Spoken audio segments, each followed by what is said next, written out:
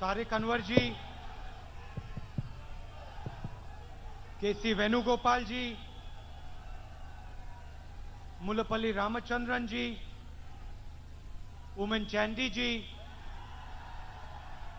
Ramesh Chennithala ji, P.K. Kunyalikutti ji, P.J. Joseph ji, A.A. Aziz ji, M.M. Hassan ji, Shashi Tharoor ji, Adur Prakash ji, N. Sanal ji, the DCC President, all the leaders on the dais, party workers, friends from the media, I'd like to welcome all of you here this evening. വേദിയിലിരിക്കുന്ന ഏറ്റവും മുതിർന്ന നേതാക്കളെ, പാർട്ടിയുടെ പ്രവർത്തകരെ, മാധ്യമ സുഹൃത്തുക്കളെ, ഇവിടെ എത്തിച്ചേർന്നിട്ടുള്ള നിങ്ങളെ എല്ലാവരെയും ഞാൻ ഇവിടേക്ക് സ്നേഹപൂർവ്വം സ്വാഗതം ചെയ്യുന്നു. It is an honor for me to be here today and to be part of the concluding section of the Aishwarya Kerala Yatra on its final day. എന്നെ സംബന്ധിച്ചിടത്തോളം ഇന്ന് ഐശ്വര്യ കേരള യാത്രയുടെ സമാപന സമ്മേളനത്തിന്റെ ഭാഗമായി നിങ്ങളോടൊപ്പം ഈ യോഗത്തിൽ പങ്കുചേരുക എന്നത് എന്നെ സംബന്ധിച്ചിടത്തോളം ഒരു വലിയ ആദരവായി ഞാൻ കാണുന്നു. Over the last 23 days, Ramesh Chennithala ji has led the yatra, and the idea of this yatra was to listen to the voice of Kerala. കഴിഞ്ഞ 23 ദിവസങ്ങളായി ശ്രീ രമേശ് ചെന്നിത്തല ജിയാണ് ഈ യാത്ര നയിച്ചത്. ഈ യാത്രയുടെ ലക്ഷ്യം എന്ന് പറയുന്നത് കേരളത്തിലെ ജനങ്ങളുടെ ശബ്ദം എന്താണ്, കേരളത്തിലെ ജനങ്ങളുടെ ശബ്ദം കേൾക്കുക എന്നതായിരുന്നു ഈ യാത്രയുടെ ലക്ഷ്യം.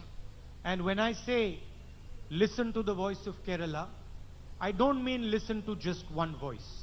ഞാൻ കേരളത്തിന്റെ ശബ്ദം കേൾക്കുക എന്ന് പറയുമ്പോൾ ഞാൻ ഉദ്ദേശിക്കുന്നത് കേവലം ഒരു ശബ്ദം മാത്രം ശ്രദ്ധിക്കുക എന്നതല്ല. I mean listen to the millions of voices that make up this beautiful state. കേരളത്തിന്റെ ശബ്ദം കേൾക്കുമ്പോൾ ഞാൻ ഉദ്ദേശിക്കുന്നത് ഈ മനോഹരമായ സംസ്ഥാനത്തിന് രൂപം കൊടുക്കുന്ന ദശലക്ഷക്കണക്കിന് ശബ്ദങ്ങളെ കേൾക്കുക എന്നതാണ്. കേരളത്തിന്റെ ശബ്ദം കേൾക്കുക എന്ന് പറയുമ്പോൾ ഞാൻ ഉദ്ദേശിക്കുന്നത്. This yatra is an attempt to merge ourselves with the people of Kerala. ഈ യാത്ര എന്ന് പറയുന്നത് നമ്മളെ ഓരോരുത്തരെയും കേരളത്തിലെ ജനങ്ങളുമായി ലയിപ്പിക്കാനുള്ള ഒരു ശ്രമമായിട്ടാണ് ഞാൻ ഈ യാത്രയെ കാണുന്നത്. To listen to what the farmers have to say. നമ്മുടെ നാട്ടിലെ കർഷകർ എന്താണ് പറയുന്നത്, അവർക്ക് കേൾക്കാനുള്ളത് കേൾക്കേണ്ടുന്ന ഒരു യാത്രയാണിത്. To listen to the voice of the students. നമ്മുടെ നാട്ടിലെ വിദ്യാർത്ഥികളുടെ ശബ്ദം കേൾക്കാനുള്ള ഒരു യാത്രയായിട്ടാണ് ഈ യാത്രയെ ഞാൻ കാണുന്നത്. To listen to the fear of the voice of the fishermen. നമ്മുടെ നാട്ടിലെ മത്സ്യത്തൊഴിലാളികളുടെ ശബ്ദത്തിലെ ഭയം എന്താണെന്ന് കേൾക്കാൻ അതിനുവേണ്ടി കൂടിയാണ് ഈ യാത്രയെ നമ്മൾ who feel concerned and betrayed.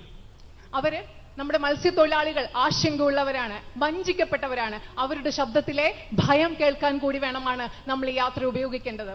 To listen to what our elders have to say. നമ്മുടെ മുതിർന്നവർക്ക് എന്ത് പറയണം, എന്താണ് അവർക്ക് പറയാനുണ്ടായിരുന്നത് എന്നും കൂടി നമ്മൾ കേട്ട യാത്രയാണിത്. And to listen to what our mothers and sisters have to say. അതുപോലെ നമ്മുടെ അമ്മമാർക്കും സഹോദരിമാർക്കും എന്താണ് പറയാനുണ്ടായിരുന്നത് അതുകൂടി കേട്ട യാത്രയാണിത്. The spirit of the yatra was one of humility. ഈ യാത്രയുടെ ഒരു വീര്യം, അതിന്റെ ചോദന, ഈ യാത്രയുടെ ഉൾക്കാമ്പ് എന്ന് പറയുന്നത് ഒന്ന് വിനയത്തിന്റേതായിരുന്നു, not of arrogance. ഒരിക്കലും അത് ധാർഷ്ട്യത്തിന്റേതല്ല. We did not come to you and tell you we know everything that has to be done. ഞങ്ങൾ നിങ്ങളുടെ അടുത്ത് വന്ന് ഒരിക്കലും പറഞ്ഞിട്ടില്ല ഈ കേരളത്തിൽ എന്ത് ചെയ്യണം എന്നതിനെ പറ്റി ഞങ്ങൾക്ക് എല്ലാം അറിയാം എന്ന് ഞങ്ങൾ നിങ്ങളോട് ധാർഷ്ട്യത്തോടു കൂടി ഒരിക്കലും പറഞ്ഞിട്ടില്ല. We came to you ഞങ്ങൾ നിങ്ങളുടെ അടുത്തേക്ക് വന്നു. and we bowed in front of you. നിങ്ങളുടെ മുൻപിൽ ഞങ്ങൾ തലകുനിച്ചു. And we listened to your voice. എന്നിട്ട് ഞങ്ങൾ നിങ്ങളുടെ ശബ്ദം ശ്രവിച്ചു. And I'm happy to say that we learnt a lot from you. എനിക്ക് വളരെയധികം സന്തോഷമുണ്ട് നിങ്ങളുടെ മുൻപിൽ നിന്ന് തലകണിച്ചപ്പോൾ, നിങ്ങളിൽ നിന്ന് കേട്ടപ്പോൾ ഞങ്ങൾ നിങ്ങളിൽ നിന്ന് ഒരുപാട് കാര്യങ്ങൾ പഠിച്ചു. And it has been my experience now, since I've been an MP,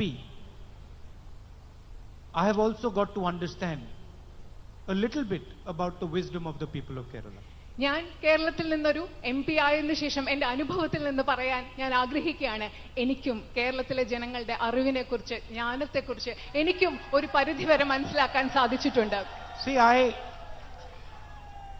for the first 15 years, I was a member of parliament in the north. നിങ്ങൾക്കറിയാം, എന്റെ കഴിഞ്ഞ 15 വർഷങ്ങൾ, ആദ്യത്തെ 15 വർഷങ്ങൾ ഞാൻ വടക്കേ ഇന്ത്യയിൽ നിന്നായിരുന്നു parliament അംഗമായിരുന്നത്. So I had got used to a different type of politics. ഞാൻ അതുകൊണ്ട് വളരെ വ്യത്യസ്തമായ രീതിയിലുള്ള ഒരു രാഷ്ട്രീയമായിരുന്നു ആ കാലഘട്ടത്തിൽ ശീലിച്ചിരുന്നത്. And for me, coming to Kerala was very refreshing. എന്നെ സംബന്ധിച്ചിടത്തോളം ആ 15 വർഷം രാഷ്ട്രീയം ശീലിച്ച ശേഷം കേരളത്തിലേക്ക് വരുന്നത് ഒരു പുത്തൻ ഉണർവ് നൽകുന്ന അനുഭവമായിരുന്നു. Because suddenly I found that people are interested in issues. കാരണം പെട്ടെന്ന് എനിക്ക് മനസ്സിലായി, രാജ്യത്തെ ജനങ്ങൾ, ഈ സംസ്ഥാനത്തിലെ ജനങ്ങൾ പ്രശ്നങ്ങളെ പറ്റി സംസാരിക്കാൻ, പ്രശ്നങ്ങളെ പറ്റി പരിഹരിക്കാൻ, സംസാരിക്കാൻ അവർ തൽപരരാണെന്ന് എനിക്ക് കേരളത്തിലെത്തിയപ്പോൾ മനസ്സിലായി. And not just superficially, but going into detail in issues. പ്രശ്നങ്ങളെ കുറിച്ച് പറയുമ്പോൾ വളരെ ഉപരിപ്ലവമായിട്ട് മാത്രമല്ല, പക്ഷേ പ്രശ്നങ്ങളുടെ ആഴത്തിലേക്ക് ഇറങ്ങിച്ചെന്ന് അവയെപ്പറ്റി പഠിക്കാനും സംസാരിക്കുവാനും കേരളത്തിലെ ജനങ്ങൾക്ക് താല്പര്യമുണ്ടെന്ന് എനിക്ക് മനസ്സിലായി. And recently I was talking to some students in the United States and I said, I really enjoy going to Kerala and I really love going to Wayanad. ഈയിടെ ഞാൻ യുണൈറ്റഡ് സ്റ്റേറ്റ്സിലെ അമേരിക്കയിലെ കുറച്ച് കുട്ടികളോട് സംസാരിക്കുമ്പോൾ ഞാൻ അവരോട് പറയായിരുന്നു, കേരളത്തിൽ പോകുന്നത് ഞാൻ വളരെയധികം ആസ്വദിക്കുന്നു, അത് മാത്രമല്ല വയനാട്ടിൽ പോകുന്നത് ഞാൻ സ്നേഹിക്കുന്നു എന്ന് അമേരിക്കയിലെ കുട്ടികളോട് ഞാൻ പറയുകയുണ്ടായി. It is not just the affection, because affection of course is there, but it is the way you do your politics. അത് വെറും ഒരു സ്നേഹം മാത്രമല്ല, തീർച്ചയായിട്ടും സ്നേഹം അവിടെ ഉണ്ട്, പക്ഷെ അത് മാത്രമല്ല, നിങ്ങൾ നിങ്ങളുടെ കാര്യങ്ങൾ ചെയ്യുന്ന രീതി, നിങ്ങളുടെ ശൈലി, അതിനോടുള്ള ഇഷ്ടം കൂടിയാണ് കേരളത്തോടും വയനാടിനോടുമുള്ള എന്റെ സ്നേഹം. If I might say so, the intelligence with which you do your politics. ഞാൻ അങ്ങനെ പറയുകയാണെങ്കിൽ നിങ്ങൾ ചെയ്യുന്ന രീതി, അത് മാത്രമല്ല നിങ്ങൾ എത്ര ബുദ്ധിപരമായാണ്, എത്ര ബുദ്ധിപൂർവ്വമാണ് നിങ്ങൾ കാര്യങ്ങൾ ചെയ്യുന്നതെന്നും അതിന്റെ ആ സ്നേഹത്തിന് കാരണമാണ്. So for me it has been a learning experience and a pleasure. എന്നെ സംബന്ധിച്ചിടത്തോളം ഇത് വലിയൊരു പഠന അനുഭവമാണ്, അത് മാത്രമല്ല വലിയ സന്തോഷവുമാണ് കേരളത്തിന്റെയും വയനാടിന്റെയും ഭാഗമാകുന്നത്. Today I want to tell you a little bit about the battle that is going on in our country and in this state. ഇന്ന് നിങ്ങളോട് നമ്മുടെ രാജ്യത്തും നമ്മുടെ സംസ്ഥാനത്തും നടന്നുകൊണ്ടിരിക്കുന്ന യുദ്ധത്തെപ്പറ്റി, പോരാട്ടത്തെപ്പറ്റി നിങ്ങളോട് കുറച്ച് കാര്യങ്ങൾ സംസാരിക്കാൻ ഞാൻ ആഗ്രഹിക്കുന്നു. Of course I speak to the Congress worker, but I want to speak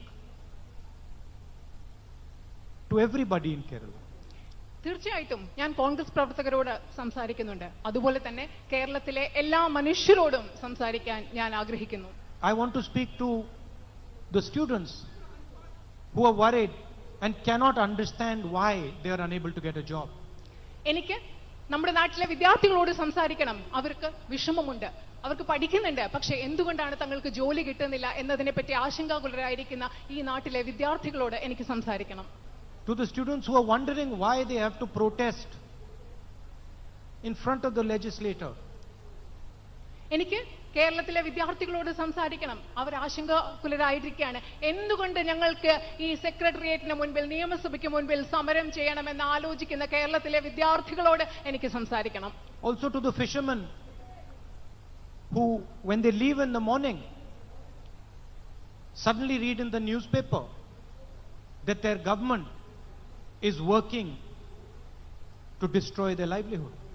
അത് മാത്രമല്ല, എനിക്ക് കേരളത്തിലെ മത്സ്യത്തൊഴിലാളികളോട് സംസാരിക്കണം. രാവിലെ കടലിലേക്ക് ഇറങ്ങുമ്പോൾ അതിനുശേഷം പിന്നീട് എത്തുമ്പോൾ അവർ പത്രത്തിൽ വായിക്കുകയാണ്, അവരുടെ ഗവൺമെന്റ്, അവരുടെ സംസ്ഥാന ഗവൺമെന്റ് അവരുടെ ഉപജീവന മാർഗം ഇല്ലാതാക്കാൻ വേണ്ടി ശ്രമിക്കുകയാണെന്ന് മനസ്സിലാക്കുന്ന കേരളത്തിലെ മത്സ്യത്തൊഴിലാളികളോടും എനിക്ക് സംസാരിക്കണം. Instead of helping them, അവരെ സഹായിക്കുന്നതിന് പകരം അവരുടെ ഉപജീവന മാർഗം ഇല്ലാതാക്കാൻ ശ്രമിക്കുന്ന ഗവൺമെന്റിനെ കുറിച്ച് ആകുലപ്പെടുന്നവരോട് എനിക്ക് സംസാരിക്കണം. Some days ago I made a speech in parliament where I said hum do hamare do. കുറച്ച് ദിവസങ്ങൾക്ക് മുമ്പ് ഞാൻ പാർലമെന്റിൽ ഒരു പ്രസംഗം നടത്തുകയുണ്ടായി. അതിൽ ഞാൻ പറഞ്ഞു, നാം രണ്ട്, നമുക്ക് രണ്ട്. Meaning 4 people are running the national government. അതിന്റെ അർത്ഥം എന്താണെന്ന് പറഞ്ഞാൽ 4 പേരാണ് ഈ രാജ്യത്തെ, ഈ കേന്ദ്ര ഗവൺമെന്റിനെ മുൻപോട്ട് കൊണ്ടുപോകുന്നത്. വെറും 4 പേരാണ്. Brothers and sisters, this country is too great, too big, to be controlled by 4 people. എന്റെ പ്രിയപ്പെട്ട സഹോദരി സഹോദരന്മാരെ, ഇന്ത്യ എന്ന് പറയുന്ന ഈ മഹാരാജ്യം 4 പേര് ഭരിക്കുന്നതിലുപരി 4 പേർക്ക് നിയന്ത്രിക്കുന്നതിലൊക്കെ എത്രയോ ഉപരി വലുതാണ്, മഹത്തരമായ ഒരു രാജ്യമാണ് ഇന്ത്യ എന്ന ഈ രാജ്യം. And if we look towards Delhi, we find that step after step after step that the Prime Minister has taken is designed to weaken the fabric of our country. നിങ്ങൾ ഡൽഹിയിലേക്ക് നോക്കുകയാണെങ്കിൽ നിങ്ങൾക്ക് മനസ്സിലാകും, നമ്മുടെ പ്രധാനമന്ത്രി എടുക്കുന്ന ഓരോ നടപടിയും ഒന്നിനു പുറകെ ഒന്നൊന്നായി ഈ രാജ്യത്തിന്റെ നിർമ്മിതിയെ നശിപ്പിക്കാൻ ഉദ്ദേശിച്ചിട്ടുള്ളതാണെന്ന് നമുക്ക് കൃത്യമായി മനസ്സിലാക്കാൻ സാധിക്കും. Lakhs of crores of rupees are given to the wealthiest people. നമ്മുടെ രാജ്യത്തെ ലക്ഷക്കണക്കിന് കോടിക്കണക്കിന് രൂപ ഈ രാജ്യത്തെ അതിസമ്പന്നരായ ആളുകൾക്കാണ് ഇന്ന് നൽകിക്കൊണ്ടിരിക്കുന്നത്. Every time you read the newspaper, the wealthiest are getting tax breaks. നിങ്ങൾ എപ്പോൾ പത്രം വായിച്ചാലും നിങ്ങൾക്ക് മനസ്സിലാക്കാൻ സാധിക്കും, ഈ രാജ്യത്തിലെ ഏറ്റവും പണമുള്ള ആൾക്കാർക്ക്, അതിസമ്പന്നരായ ആൾക്കാർക്കാണ് നികുതി ഇളവുകൾ കിട്ടിക്കൊണ്ടിരിക്കുന്നത്. They did demonetization, took money from poor people's pockets. Note നിരോധനം എന്നതിലൂടെ നമ്മുടെ രാജ്യത്തിലെ പാവങ്ങളുടെ പോക്കറ്റിൽ നിന്ന് പണം എടുക്കുകയുണ്ടായി. They did a GST, 5 different taxes, 28% tax, again for those same 4 or 5 people.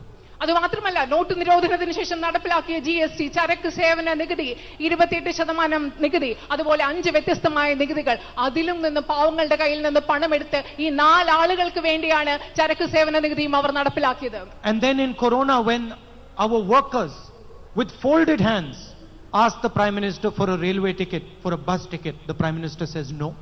അത് മാത്രമല്ല, ഈ കൊറോണ കാലത്ത് നമ്മുടെ തൊഴിലാളികൾ, കുടിയേറ്റ തൊഴിലാളികൾ നമ്മുടെ പ്രധാനമന്ത്രിയോട് റെയിൽവേ ടിക്കറ്റിന് വേണ്ടി ചോദിച്ചു, ബസ് ടിക്കറ്റിന് വേണ്ടി ചോദിച്ചു. പക്ഷേ നമ്മുടെ പ്രധാനമന്ത്രി പറഞ്ഞ മറുപടി നോ, ഇല്ല എന്നതായിരുന്നു പ്രധാനമന്ത്രിയുടെ മറുപടി.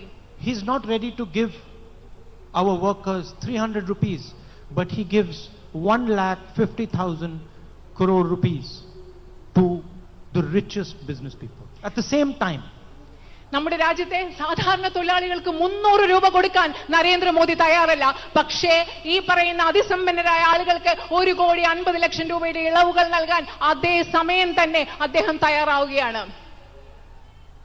over the last 6 years, the backbone, the job creation backbone of this country has been broken.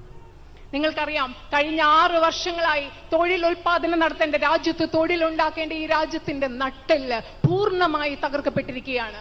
Smashed into pieces. അതിനെ കഷ്ണങ്ങളായി നുറുക്കി പൊടിച്ചു കളഞ്ഞിരിക്കുകയാണ്. Who are the people who give India jobs? ആരാണ് ഇന്ത്യക്ക് തൊഴിൽ നൽകുന്ന ആളുകൾ? Small businesses, middle-sized businesses, shopkeepers, farmers. These are the people that give this great country jobs. ചെറിയ വ്യാപാരികൾ, ചെറിയ കച്ചവടക്കാർ, ഇടത്തരം കച്ചവടക്കാർ, കർഷകർ എന്നീ ആളുകളാണ് ഈ രാജ്യത്ത് തൊഴിൽ ഉൽപ്പാദിപ്പിക്കുന്നത്. Young entrepreneurs, they give this country jobs.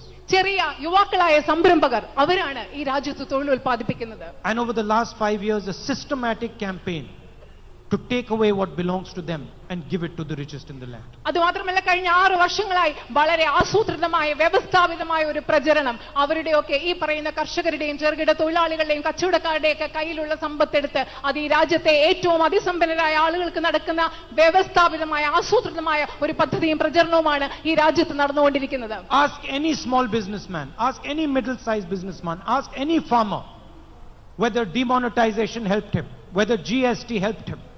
And they will all answer in one voice, no, they did not. നിങ്ങൾ ഈ നാട്ടിലെ ഏതെങ്കിലും ഒരു ചെറുകിട കച്ചവടക്കാരോട്, ഇടത്തരം കച്ചവടക്കാരനോട്, ഒരു കർഷകനോട് ചോദിക്കുക, നോട്ട് നിരോധനം കൊണ്ട് അവർക്ക് എന്തെങ്കിലും പ്രയോജനം ഉണ്ടായിട്ടുണ്ടോ? GST കൊണ്ട് അവർക്ക് എന്തെങ്കിലും പ്രയോജനം ഉണ്ടായിട്ടുണ്ടോ? ഒരാശങ്കയുമില്ലാതെ ഒറ്റ ശബ്ദത്തിൽ അവർ മറുപടി പറയും, ഇല്ല, നോട്ട് നിരോധനം കൊണ്ടും GST കൊണ്ടും ഞങ്ങൾക്ക് ഒരു പ്രയോജനം ഉണ്ടായിട്ടില്ല എന്ന് അവർ മറുപടി പറയും. And now they have passed 3 new farm laws. അതുമാത്രമല്ല, ഇപ്പോൾ അവർ 3 കർഷക ബില്ലുകൾ നടപ്പിലാക്കിയിട്ടുണ്ട്, കർഷക നിയമങ്ങൾ നടപ്പിലാക്കിയിട്ടുണ്ട്. The first one, to destroy farmers' markets. ആദ്യത്തെ നിയമം എന്ന് പറയുന്നത് കർഷകരുടെ ചന്തകൾ, അതിനെ ഇല്ലാതാക്കുന്നതാണ്. The second one, to allow the biggest businesses in the country to hoard as much grain, as much vegetable, as much fruit as they want. രണ്ടാമത്തെ നിയമം എന്ന് പറയുന്നത് ഈ രാജ്യത്തെ ഏറ്റവും വലിയ വ്യവസായികളെ അവർക്ക് ആഗ്രഹിക്കുന്ന അളവിലുള്ള പഴങ്ങളും പച്ചക്കറികളും ധാന്യങ്ങളും സംഭരിക്കാൻ പ്രാപ്തമാക്കുന്നതാണ് രണ്ടാമത്തെ കർഷക നിയമം. To allow unlimited hoarding. അളവില്ലാത്ത പൂഴ്ത്തിവെപ്പ്, അളവില്ലാത്ത സംഭരണം സാധ്യമാക്കാൻ ഈ രാജ്യത്തെ വ്യവസായികളെ, അതിസമ്പന്നരായ വ്യവസായികളെ പ്രാപ്തരാക്കുന്നതാണ് രണ്ടാമത്തെ കർഷക നിയമം. These two laws, they are designed to control the price of grain, of vegetables and rice. ഈ രണ്ട് നിയമങ്ങളും ഈ രാജ്യത്ത് പഴങ്ങളുടെയും പച്ചക്കറികളുടെയും ധാന്യങ്ങളുടെയും വിലയെ നിയന്ത്രിക്കുവാൻ വേണ്ടി അവർ കൊണ്ടുവന്നിട്ടുള്ള നിയമങ്ങളാണ്. And they have only one aim. Their aim is to make sure the farmer does not get the right price for his grain, for his vegetable and for his fruit. അവർക്ക് ഒറ്റ ഒരു ലക്ഷ്യം മാത്രമേ ഉള്ളൂ. ആ ലക്ഷ്യം എന്താണ്? നമ്മുടെ നാട്ടിലെ കർഷകർക്ക് അവരുടെ പച്ചക്കറികൾക്ക്, പഴങ്ങൾക്ക്, ധാന്യങ്ങൾക്ക് കൃത്യമായ വില ലഭിക്കുന്നില്ല എന്ന് ഉറപ്പാക്കുക. That everybody, middle class people, farmers, workers, laborers, have to pay more for their food. അത് മാത്രമല്ല, ഈ നാട്ടിലെ എല്ലാവർക്കും, മധ്യവർഗത്തിൽപ്പെടുന്ന ആളുകൾ, വ്യവസായികൾ, കർഷകർ എല്ലാവർക്കും ധാരാളം പൈസ, ഇതുവരെ കൊടുത്തതിൽ നിന്ന് കൂടുതലായിട്ടുള്ള തുക നമ്മളുടെ ഭക്ഷണത്തിന് വേണ്ടി ചെലവാക്കേണ്ടി വരും. And the third law is the most interesting. It says simply that if a farmer wants to contest his price, he cannot do so in a court of law. ഏറ്റവും രസമുള്ളതാണ്, ഏറ്റവും താല്പര്യം ഉണ്ടാക്കുന്നതാണ് മൂന്നാമത്തെ ലോ. അത് വളരെ ലളിതമായിട്ട് പറയുന്നു. ഒരു കർഷകന് വിലയെപ്പറ്റി എന്തെങ്കിലും തർക്കമുണ്ടെങ്കിൽ, വിലയെപ്പറ്റി എന്തെങ്കിലും എതിരഭിപ്രായമുണ്ടെങ്കിൽ ആ കർഷകന് കോടതിയിലേക്ക് പോകാൻ സാധിക്കുകയില്ല. So the first two laws destroy the agricultural system, and the third law says that the farmer cannot get justice. ആദ്യത്തെ രണ്ട് നിയമങ്ങൾ നമ്മുടെ കാർഷിക വ്യവസ്ഥയെ പരിപൂർണമായി ഇല്ലാതാക്കുന്നു. മൂന്നാമത്തെ നിയമം പറയുന്നു കർഷകന്, ഈ നാട്ടിലെ കർഷകന് നീതി ലഭിക്കാൻ സാധ്യതയില്ല, നീതി ലഭിക്കരുത് എന്ന് മൂന്നാമത്തെ നിയമം പറയുന്നു. And that is why lakhs and lakhs of farmers are protesting in this country. അതുകൊണ്ടാണ് ഈ നിയമങ്ങൾക്കെതിരെയാണ് ലക്ഷക്കണക്കിന് കർഷകർ ഈ രാജ്യത്ത് പ്രതിഷേധിച്ചുകൊണ്ടിരിക്കുന്നത്. And what does the Prime Minister say? He says they are terrorists. എന്താണ് കർഷകർ പ്രതിഷേധിക്കുമ്പോൾ നമ്മുടെ പ്രധാനമന്ത്രി എന്താണ് പറയുന്നത്? പ്രധാനമന്ത്രി പറയുന്നു ഈ രാജ്യത്തെ കർഷകർ ഭീകരവാദികളാണെന്ന്. I fight the BJP. I fight the ideology of the RSS every single day. ഞാൻ ബിജെപിക്കെതിരെ പോരാടുന്നു. RSS പ്രത്യയശാസ്ത്രത്തിനെതിരെ ഓരോ ദിവസവും ഞാൻ പോരാടുന്നു. Every step I take, I'm telling you, every step I take, the BJP attacks me. ഞാൻ മുൻപോട്ടെടുക്കുന്ന ഓരോ പടിക്കും, എന്റെ ഓരോ കാൽവെപ്പിനും RSSനെയും BJPയെയും എതിരിട്ടുകൊണ്ട് ഞാൻ മുൻപോട്ട് പോകുന്ന ഓരോ നിമിഷവും BJPയും RSSും എന്നെ ബുദ്ധിമുട്ടിക്കുന്നു, എന്നെ Right now they are watching this speech and they're saying, okay, what is it that we can say to attack him? ഇപ്പോ ഞാൻ ഈ സംസാരിച്ചുകൊണ്ടിരിക്കുമ്പോൾ എന്റെ പ്രസംഗം അവർ കേട്ടുകൊണ്ടിരിക്കുകയാണ്. എന്നിട്ട് അവർ ആലോചിക്കുകയാണ് അദ്ദേഹത്തെ ആക്രമിക്കാൻ ഞങ്ങൾക്ക് ഇപ്പൊ എന്താണ് പറയാൻ സാധിക്കുന്നതെന്ന്. So there's one thing I don't understand. എനിക്ക് മനസ്സിലാക്കാൻ പറ്റാത്ത ഒരു കാര്യമുണ്ട്. Why is it that the cases that are there against the left front government, against a person who works in the chief minister's office, are progressing so slowly? എനിക്ക് ഒരു കാര്യം മനസ്സിലാവുന്നില്ല. എന്നെ ഓരോ നിമിഷവും അവർ ആക്രമിച്ചുകൊണ്ടിരിക്കുമ്പോൾ എന്തുകൊണ്ടാണ് ഇടതുപക്ഷ ഗവൺമെന്റിനെതിരെയുള്ള, മുഖ്യമന്ത്രിയുടെ ഓഫീസിൽ ജോലി ചെയ്യുന്ന ഒരാൾക്കെതിരെയുള്ള കേസുകൾ ഇങ്ങനെ ഇഴഞ്ഞിഴഞ്ഞു പോകുന്നത് എന്തുകൊണ്ടാണെന്ന് എനിക്ക് മനസ്സിലാകുന്നില്ല. Why is it taking so long? എന്തുകൊണ്ടാണ് ഇത് ഇത്ര കാലം എടുക്കുന്നത്?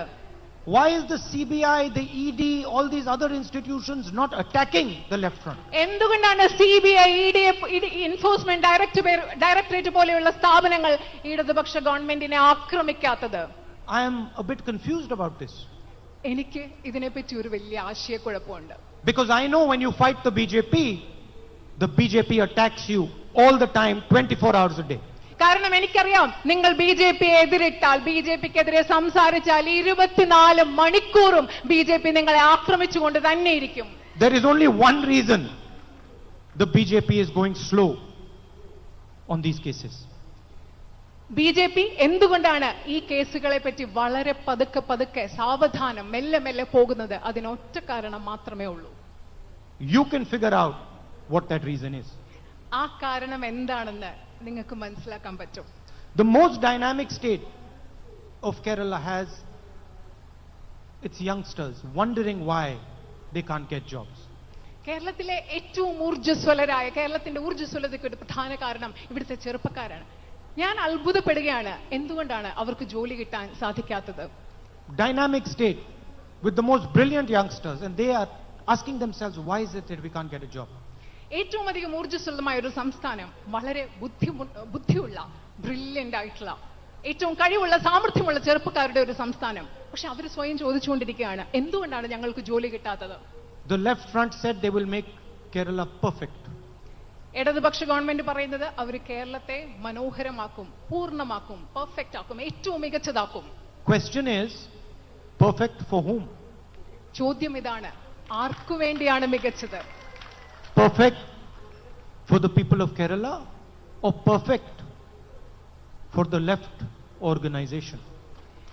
കേരളത്തെ ഏറ്റവും മികച്ചതാക്കും, കേരളത്തിൽ എല്ലാം ശരിയാക്കും എന്ന് പറയുമ്പോൾ ചോദ്യം ചോദിക്കേണ്ടതുണ്ട്, ആർക്കു വേണ്ടി? കേരളത്തിലെ ജനങ്ങൾക്ക് വേണ്ടിയോ അതോ ഇടതുപക്ഷ സംഘടനയ്ക്കും പാർട്ടിക്കും വേണ്ടിയോ? If you are one of their people, every single job is available to you. നിങ്ങൾ അവരുടെ ഒരാളാണെങ്കിൽ, ഇടതുപക്ഷ പ്രസ്ഥാനത്തിൽപ്പെടുന്ന ഒരാളാണെങ്കിൽ ഇവിടുത്തെ എല്ലാ ജോലിയും നിങ്ങൾക്ക് ലഭ്യമാണ്. If you carry their flag, any amount of smuggling of gold is allowed. നിങ്ങൾ അവരുടെ കൊടി പിടിക്കുകയാണെങ്കിൽ ഏതളവ് വരെ smuggling, സ്വർണ്ണക്കള്ളക്കടത്തും അനുവദിക്കാം. You can sit in the chief minister's office and do that job. നിങ്ങൾക്ക് മുഖ്യമന്ത്രിയുടെ ഓഫീസിലിരുന്ന് ആ ജോലി ചെയ്യാൻ പറ്റും. But if you are a young Keralite, then you have to protest and shout and scream to try and get your right. പക്ഷേ ഇതൊന്നുമല്ലാതെ കൊടി പിടിക്കാത്ത ഒരു ചെറുപ്പക്കാരിയായ മലയാളിയാണ് നിങ്ങളെങ്കിൽ നിങ്ങൾക്ക് സെക്രട്ടേറിയറ്റിന്റെ മുൻപിലിരുന്ന് ഉറക്കെ നിലവിളിക്കണം, അവിടെ ഉറങ്ങണം, നിങ്ങളുടെ അവകാശങ്ങൾക്ക് വേണ്ടി അവിടെ ഇരുന്ന് പോരാടേണ്ടി വരും. Then there is only one way to fight nepotism. It is called the hunger strike. അങ്ങനെ വരുമ്പോൾ സ്വജന പക്ഷപാതത്തെ എതിരിടാൻ ഒറ്റ വഴിയേ ഉള്ളൂ, അതാണ് നിരാഹാര സത്യാഗ്രഹം. Then the chief minister does not care if you die, he's not going to come and speak to you. നിരാഹാര സത്യാഗ്രഹം കിടക്കുന്നവർ മരിക്കാൻ പോയാലും നമ്മുടെ മുഖ്യമന്ത്രിക്ക്, ഇവിടുത്തെ മുഖ്യമന്ത്രിക്ക് അതിനെപ്പറ്റി യാതൊരു ആകുലതയുമില്ല. അദ്ദേഹം നിങ്ങളോട് വന്ന് സംസാരിക്കാനും പോകുന്നില്ല. Why? Because you're not a left front worker. എന്തുകൊണ്ടാണ്? കാരണം നിരാഹാരം സത്യാഗ്രഹം കിടക്കുന്നവരും മരിക്കാൻ പോകുന്നവരും ഇടതുപക്ഷ സംഘടനകൾ പ്രവർത്തിക്കുന്നവരല്ല എന്ന ഒറ്റ കാരണം കൊണ്ട്. I guarantee you, if those youngsters were left front workers, the chief minister would be sitting there talking to them right now. ഞാൻ നിങ്ങൾക്ക് ഉറപ്പ് തരുന്നു, ഉറപ്പായിട്ട് എനിക്ക് പറയാൻ സാധിക്കും, അവിടെ നിരാഹാരം ഇരിക്കുന്നവർ, സമരം ഇരിക്കുന്നവർ ഇടതുപക്ഷ മുന്നണിയിൽപ്പെട്ടവരായിരുന്നെങ്കിൽ, ഇടതുപക്ഷ രാഷ്ട്രീയ പ്രസ്ഥാനങ്ങളുടെ ഭാഗമായിരുന്നെങ്കിൽ മുഖ്യമന്ത്രി അവിടെ വന്നിരുന്ന് അവരോട് തീർച്ചയായും സംസാരിച്ചിരുന്നിരിക്കും എന്ന് എനിക്ക് ഉറപ്പുണ്ട്. Giving them every single job that they don't deserve. അവർക്ക് അത് മാത്രമല്ല, അവരോട് സംസാരിക്കാൻ മാത്രമല്ല, അവർക്ക് അർഹതയില്ലാത്ത ഓരോ ജോലിയും അദ്ദേഹം കൊടുത്തിരുന്നിരിക്കും. And when the Congress workers and the people of Kerala try to fight non-violently, you beat them and you kill them. അത് മാത്രമല്ല, കേരളത്തിലെ ജനങ്ങൾ, കോൺഗ്രസ് പ്രവർത്തകർ ഇതിനെയൊക്കെ അഹിംസാത്മകമായി അക്രമമില്ലാതെ പോരാടുമ്പോൾ നിങ്ങൾ എന്താ ചെയ്യുന്നത്? നിങ്ങൾ അവരെ മർദ്ദിക്കുന്നു, നിങ്ങൾ അവരെ കൊല്ലുന്നു. Don't worry, there are many Congress workers who will continue to fight you. You can kill as many of us as you want. അത് ഒന്ന് ഓർക്കണം, ഇവിടെ ധാരാളം കോൺഗ്രസ് പ്രവർത്തകരുണ്ടാവും നിങ്ങൾക്കെതിരെ പോരാടാൻ. അവർ ആ പോരാട്ടം തുടർന്നുകൊണ്ട് തന്നെ ഇരിക്കും. We are not scared of your violence. ഞങ്ങൾ ഒരിക്കലും നിങ്ങളുടെ അക്രമത്തെയും ഹിംസയും, We are not scared of your methods. നിങ്ങളുടെ രീതി, നിങ്ങളുടെ അക്രമത്തിന്റെ രീതി, അത് ഞങ്ങൾക്ക് അല്പം പോലും പേടിയില്ല. But we will never use them. പക്ഷേ ഞങ്ങൾ ഒരിക്കലും ഈ നിങ്ങളുടെ അക്രമത്തിൻ്റെതായ പാത ഞങ്ങൾ ഉപയോഗിക്കില്ല. So that is the broad situation in the state. അതാണ് ഈ സംസ്ഥാനത്തെ നമ്മൾ വിശദമായി പറയുന്ന ഇവിടുത്തെ ഒരു സാഹചര്യം. അതാണ് we are building a people's manifesto. നമ്മൾ ജനങ്ങളുടേതായ ഒരു പ്രകടന പത്രിക ഉണ്ടാക്കിക്കൊണ്ടിരിക്കുകയാണ്. It is not a UDF manifesto, it is a manifesto of the people of Kerala. അത് UDFന്റെ പ്രകടന പത്രികയല്ല, മറിച്ച് കേരളത്തിലെ ജനങ്ങളുടെ പ്രകടന പത്രികയാണ്. We are meeting thousands and thousands of people, asking them what they want the UDF government to do for them. നമ്മൾ ആയിരക്കണക്കിന് ആളുകളെ കണ്ടുകൊണ്ടിരിക്കുകയാണ്. അവരോട് ചോദിക്കുകയാണ്, UDF ഗവൺമെന്റ് നിങ്ങൾക്ക് വേണ്ടി എന്ത് ചെയ്യണമെന്നാണ് നിങ്ങൾ ആഗ്രഹിക്കുന്നതെന്ന് കേരളത്തിലെ ആയിരക്കണക്കിന് ജനങ്ങളെ കണ്ട് അവരോട് നമ്മൾ ചോദിച്ചുകൊണ്ടിരിക്കുകയാണ്. And you are telling us what you want us to do. അപ്പോൾ നിങ്ങൾ ഞങ്ങളോട് മറുപടി പറയുകയാണ്, ഞങ്ങൾ എന്ത് ചെയ്യണം എന്ന് നിങ്ങൾ എന്ത് ആഗ്രഹിക്കുന്നു അത് നിങ്ങൾ ഞങ്ങളോട് പറയുകയാണ്. In some time you will see the result of this work that we have done. കുറച്ചു കാലത്തിൽ നിങ്ങൾക്ക് ഇതിന്റെ ഒരു പരിണിത ഫലം എന്താണ്, ഇതിന്റെ ഫലം എന്താണെന്ന് മനസ്സിലാക്കാൻ സാധിക്കും. You will have a document that we can all be proud of, and it will contain the voice of the people of Kerala. ഈ പ്രക്രിയയുടെ ഭാഗമായിട്ട് കുറച്ചു കാലം കഴിയുമ്പോൾ നിങ്ങൾക്ക് എല്ലാവർക്കും അഭിമാനിക്കാവുന്ന ഒരു രേഖ, കേരളത്തിന്റെ വികസനത്തിൽ ഊന്നൽ കൊടുത്തിട്ടുള്ള ഒരു പ്രകടന പത്രിക നമുക്കുണ്ടാവും. അത് പ്രതിനിധാനം ചെയ്യുന്നത് കേരളത്തിലെ ജനങ്ങളുടെ ശബ്ദത്തെ ആയിരിക്കും.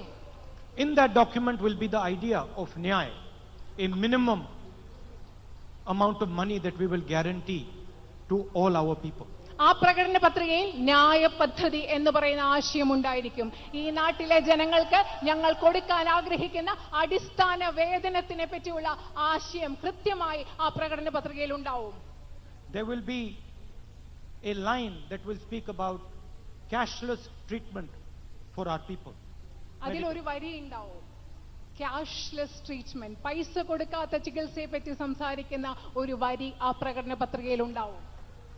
There will be a line that will speak about insurance for everybody.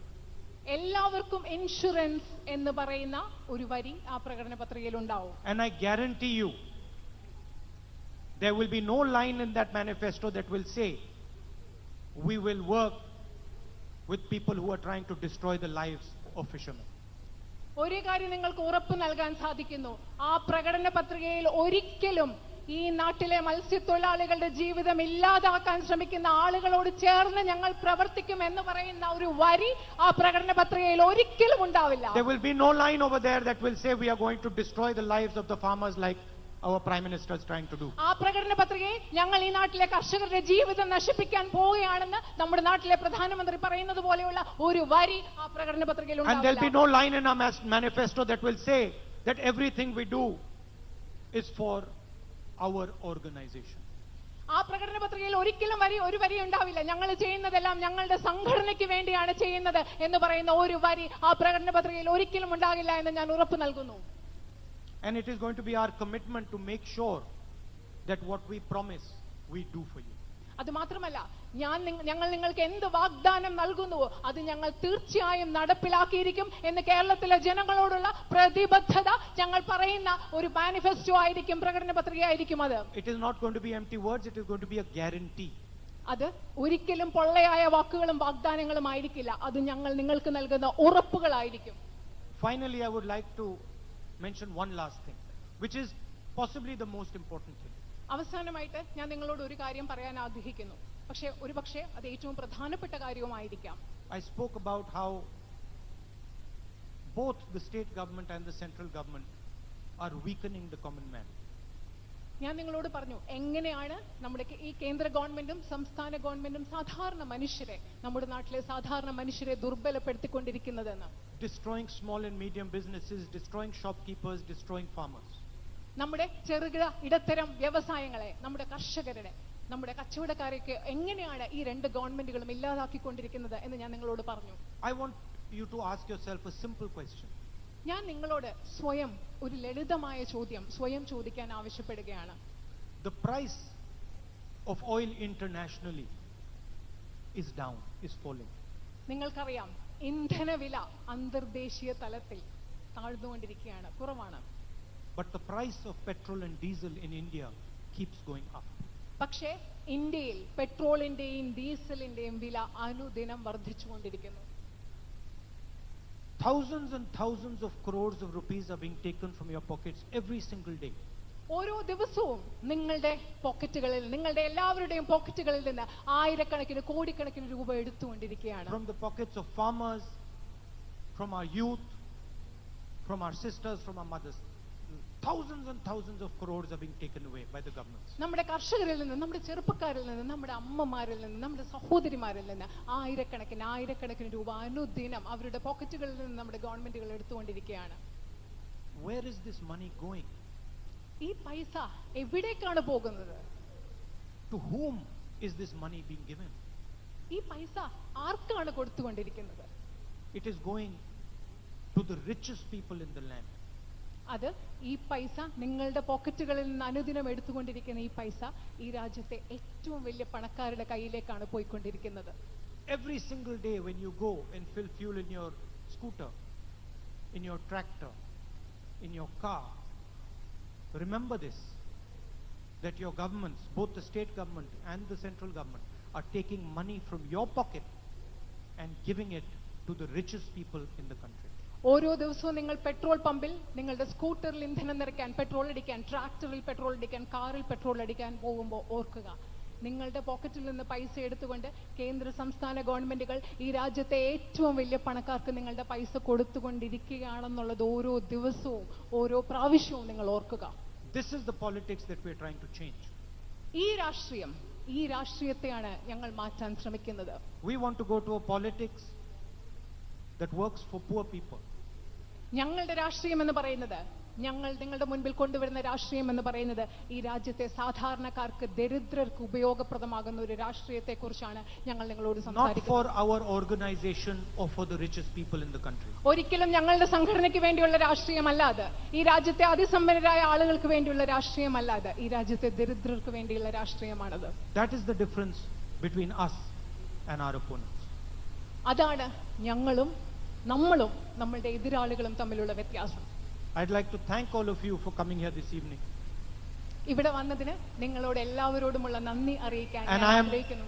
And I'm confident, I'm very confident that all the workers and leaders of the UDF are going to make sure that we sweep the election in Kerala and form a government of the people. Thank you. എനിക്ക് ആത്മവിശ്വാസമുണ്ട്, UDFന്റെ എല്ലാ പ്രവർത്തകരും എല്ലാ നേതാക്കളും ഒരുമിച്ച് ചേർന്നുകൊണ്ട് ഈ വരുന്ന assembly ഇലക്ഷനിൽ നമ്മൾ ഇവിടെ തൂത്തുവാരി കേരളത്തിൽ UDFന്റെ ഗവൺമെന്റ് ഉണ്ടാക്കുമെന്ന കാര്യത്തിൽ എനിക്ക് ആത്മവിശ്വാസമുണ്ട്. നന്ദി. ജയ് ഹിന്ദ്. രാഹുൽ ജിയുടെ ഈ പ്രസംഗം പരിഭാഷ ചെയ്തത് KPCCയുടെ സെക്രട്ടറി ശ്രീമതി ജ്യോതി വിജയകുമാറാണ്. അടുത്ത 2 മിനിറ്റ് ഐശ്വര്യ കേരള യാത്രയുടെ ഒരു വീഡിയോ പ്രദർശനവും കൃതജ്ഞതയോടുകൂടി ഈ യോഗം സമാപിക്കും.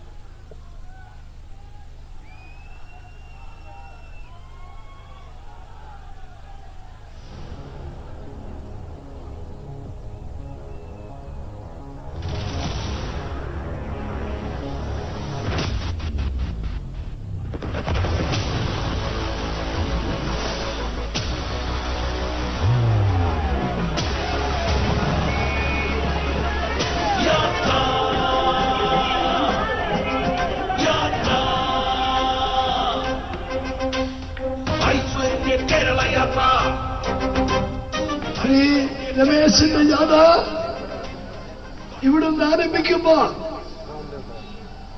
ഒരു വിജയിയെ പോലെയാണ്. താൻ ഉന്നയിച്ച കാര്യങ്ങളൊന്നൊന്നായി ജനങ്ങളുടെ മുമ്പിൽ അവതരിപ്പിച്ച് അംഗീകാരം നേടി അങ്ങനെ ഒരു വിജയിയായിട്ടാണ് ഈ കുമ്പളയിൽ നിന്ന് തിരുവനന്തപുരത്തേക്ക് ശ്രീ രമേശ് ചെന്നിത്തല ജാഥ നയിക്കുന്നത്.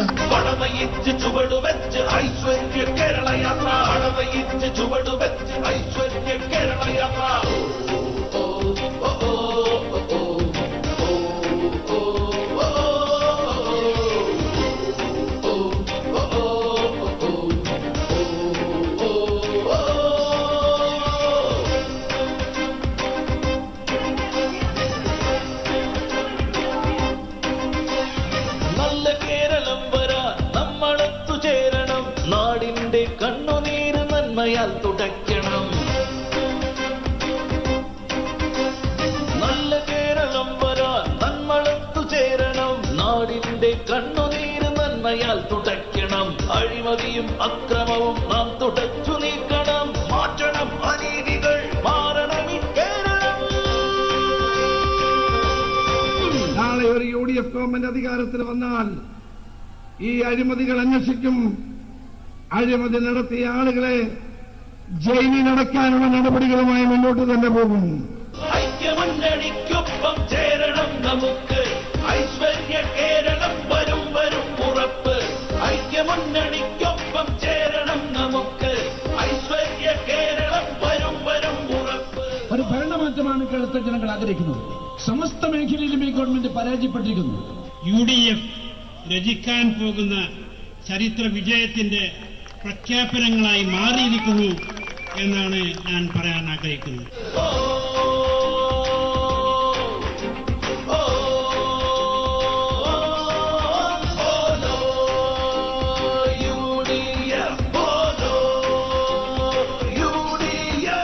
കേരളത്തിലെ ജനാധിപത്യ വിശ്വാസികളുടെ പ്രതീക്ഷകൾക്കനുസരിച്ച് ഒരു തിരഞ്ഞെടുപ്പ് യുദ്ധം നടത്താനായിട്ടാണ് നമ്മുടെ പ്രിയങ്കരനായ നേതാവ് ശ്രീ രമേശ് ചെന്നിത്തല ഇത്തരമൊരു ജാഥയുമായി മുന്നോട്ട് വന്നത്.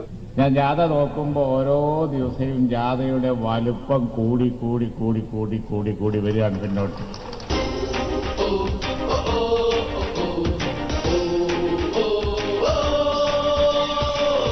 We are confident this state will have 80% of the seats with a massive seat under the leadership of all the collective leadership. ചുളിവിൽ രക്ഷപ്പെടാം എന്ന് പിണറായി വിജയൻ വ്യാമോഹിക്കുന്നുണ്ടെങ്കിൽ ആ ആഗ്രഹത്തിൽ അടുപ്പത്ത് വെച്ച വെള്ളം താഴെ ഇറക്കി വെക്കുന്നതാണ് നല്ലത്.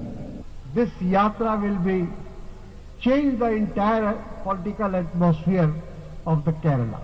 സ്വജനപക്ഷപാതവും വർഗീയ വിഷങ്ങളും പിഴുതെറിഞ്ഞു നീങ്ങണം. നാടു രക്ഷ നേടണം. കളവുകളും വഞ്ചനയും നാം തുറന്നു കാട്ടണം. തീർക്കണം അഹന്തയെ, മാറണം ഈ കേരളം.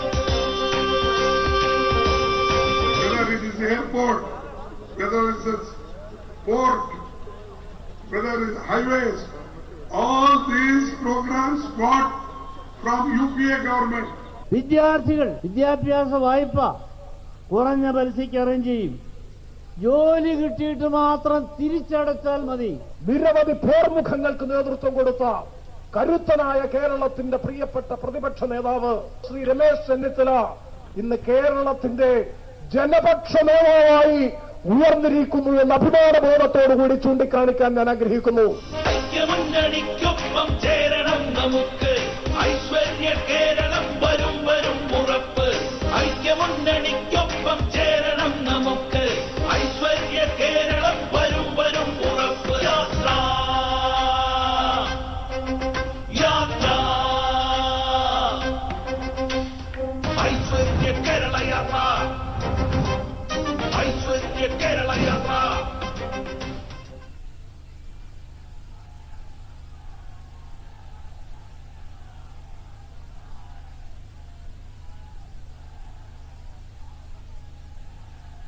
അധ്യക്ഷവേദിയിലെ ബഹുമാന്യരായ നേതാക്കന്മാരെ, റെസ്പെക്ടഡ് രാഹുൽ ജി,